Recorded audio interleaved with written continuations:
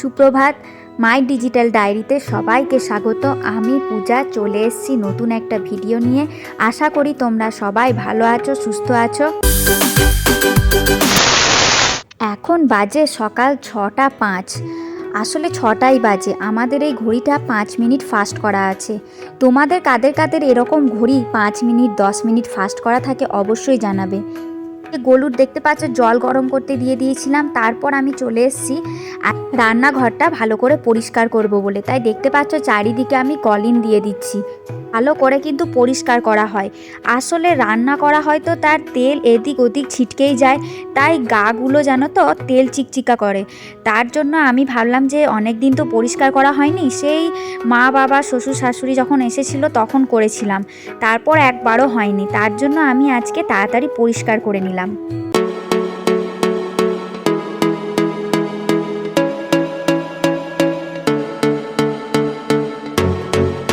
আর ফ্রিজটা দেখতে পাচ্ছ, ফ্রিজটা যেহেতু রান্নাঘরের মধ্যেই আছে তাই ফ্রিজটাতেও জানো তেল ফেল এইসব লেগেই যায়।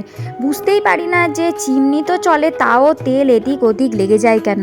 তাই ফ্রিজের বাইরেটাও আমি একটু কলিন দিয়ে ভালো করে পরিষ্কার করে নিলাম। নিচের প্লাইগুলো তো পরিষ্কার করে নিলাম, এবার ভাবলাম উপরেরগুলোও করে নিই, কারণ যখন লেগেছি তখন একবারেই করা যাক, আবার বারবার কে করবে বলো তো। তাই ভাবলাম যে একবারেই সেরে নিই। তাই একদম খতরকা খিলাড়ি স্ট্যান্ড করে উঠে পড়লাম ধীরে ধীরে, দিয়ে কলিন ভালো করে সব জায়গায় ছড়িয়ে দিলাম, তারপর মুছতে লেগে গেলাম। আমি কিন্তু অনেক সাবধানতা অবলম্বন করে এটা করছিলাম। তোমরা কিন্তু প্লিজ এইসব বাড়িতে একদম ট্রাই করো না, কারণ এখান থেকে যদি একবার পড়ো তাহলে পা তোমাদের ভাঙবেই।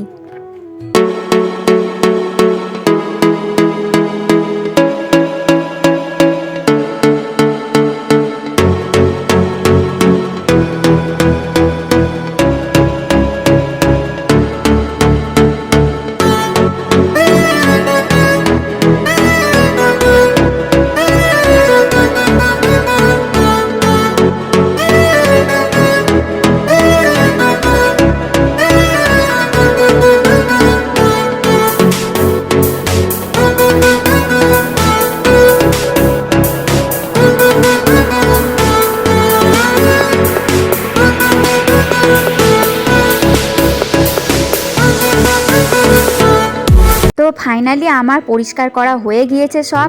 আর তোমাদেরকে একটু দেখাই যে কেমন লাগছে। আর সত্যি বলতে রান্নাঘরটা খুব ঝকঝক করছিল, আর এটা দেখেই মন একদম ভরে গেল। বালকনিতে এসে দেখি শাশুড়ি মার দেওয়া বীজগুলো, যেগুলো আমি মাটিতে পুঁতেছিলাম, দেখো একটা কি সুন্দর গাছ বেরিয়েছে। আর এটা কি গাছ আমি সেটা বুঝতে পারছি না, আর একটু বড় হলে ভালো করে বোঝা যাবে।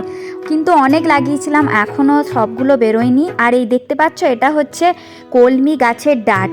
আসলে কলমি শাক নিয়ে এসেছিলো বর বাজার থেকে, তাই একটা ডাঁট আমি মাটিতে পুঁতে দিয়েছিলাম, আর গাছও হয়ে গেছে। আজকে ছিল বৃহস্পতিবার, তাই তাড়াতাড়ি বাড়ির সব কাজকর্ম সেরে সকালেই আমি পুজোটা সেরে নিলাম।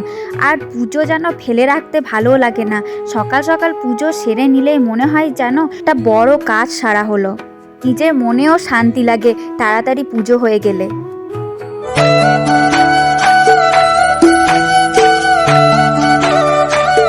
এদিকে দেখো গলুর কাণ্ড। আমি পুজো করছিলাম আর ও চুপচুপ করে গঙ্গা জলের বোতলটা নিয়ে খেলছিল। তারপর আমি যখন বললাম যে বাবু, তখন সঙ্গে সঙ্গে আমাকে দিয়ে দিল।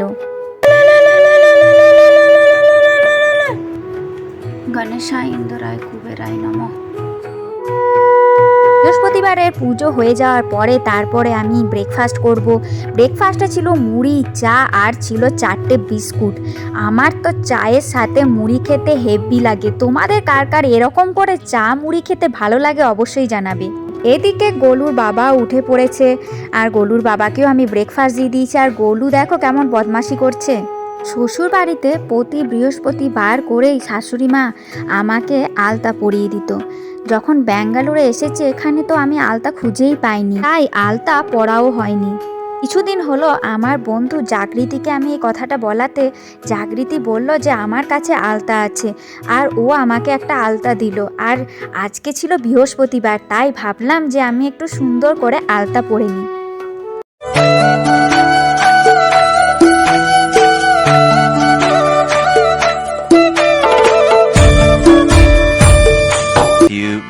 later.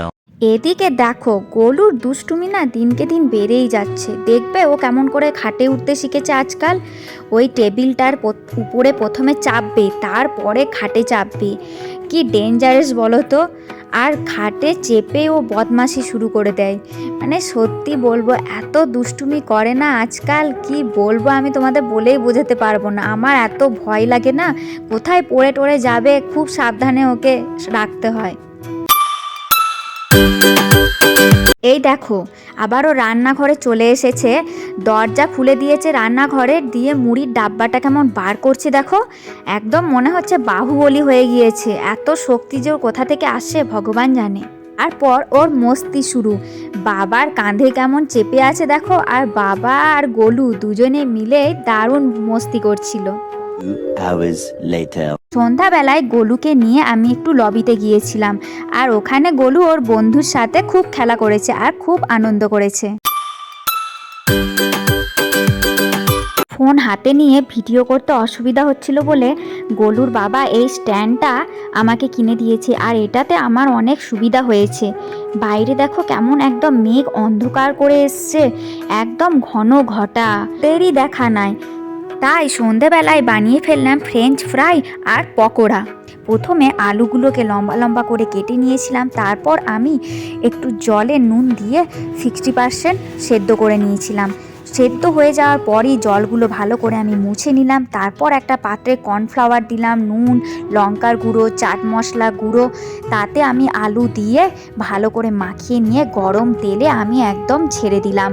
আর যেই ফ্রেঞ্চ ফ্রাইগুলো হয়ে গেল তার উপরে আমি লঙ্কার গুঁড়ো, চাট মশলা গুঁড়ো আর নুন ছড়িয়ে দিয়ে ভালো করে আমি মাখিয়ে নিলাম। জানি না কেমন হয়েছে, তবে ঘরোয়া ফ্রেঞ্চ ফ্রাই বলা যেতে পারে।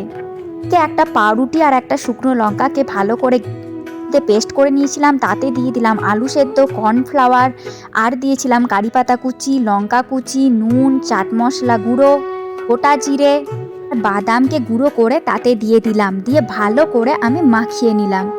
খেয়ে নেওয়ার পরে একটা থালাতে রেখে আমি ছুরি দিয়ে সেগুলোকে লম্বা লম্বা করে আমি কেটে নিলাম। তারপর কড়াইয়ে তেল গরম হয়ে গেলেই আমি সেগুলোকে ছেড়ে দিয়ে লাল লাল করে ভেজে নিলাম। এরপর চিলি ফ্লেক্স আর অরিগ্যানো উপর থেকে ছড়িয়ে দিলাম, আর এটা কিন্তু খেতে দারুণ হয়েছিল।